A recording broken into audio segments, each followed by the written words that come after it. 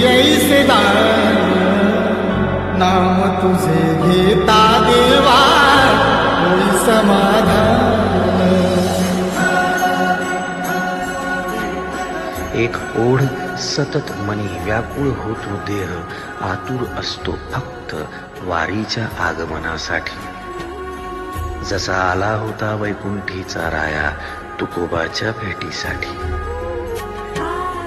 इंद्रायणीच्या काठापासून ते चंद्रभागेच्या वाळवंटापर्यंत तू असतोस आमच्या सोबत नाचून धुंद झालेलं पाहण्यासाठी.